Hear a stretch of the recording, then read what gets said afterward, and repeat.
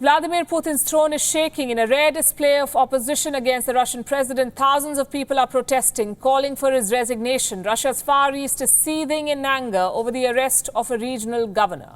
Since last week, demonstrations have been taking place in towns across the Khabarovsk Krai, a region that stretches from the frontier with China to the Arctic along the Pacific Ocean. What's surprising is that the outburst against Putin is coming from a region that's 4,000 miles away from the capital, Moscow. It began last Thursday.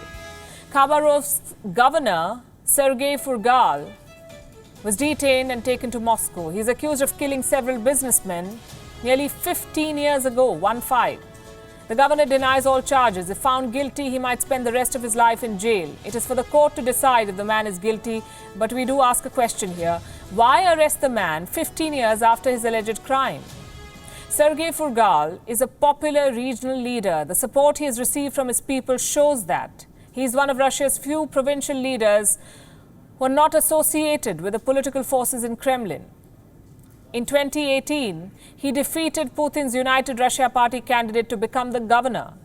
This was seen as Putin losing his hold in the far-flung areas of Russia.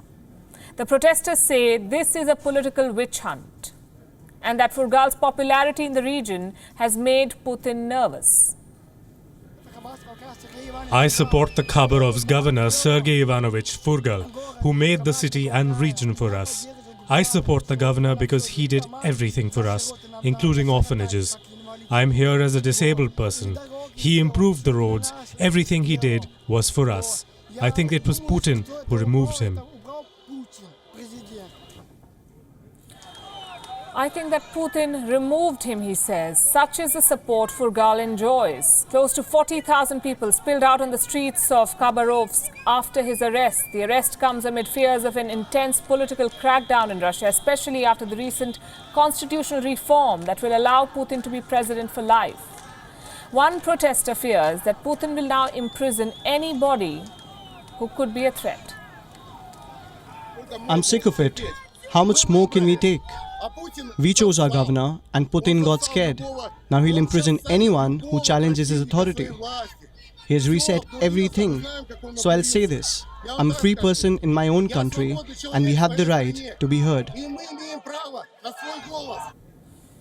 Interestingly, the protests are not just taking place in some remote corner of Russia. There are protests erupting in Moscow too. The capital streets rocked under the march of protesters. Former journalist Ivan Safronov has been arrested and charged with treason.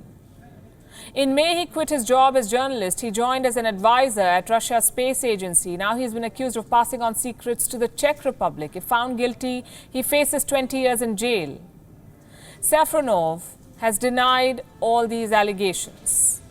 He shared an abrasive relationship with authorities as a journalist. In 2019, court proceedings were held over one of his articles. He had written about Russia's deliveries of Sukhoi 35 fighter aircraft to Egypt. The articles were ordered to be taken down. The arrest of a former journalist for treason sent shock waves in the media circles of Moscow. More than a dozen journalists protested against his arrest. They were quickly detained. They say the case is shrouded in secrecy. They want officials to declassify the case, to spell out the allegations against Safronov.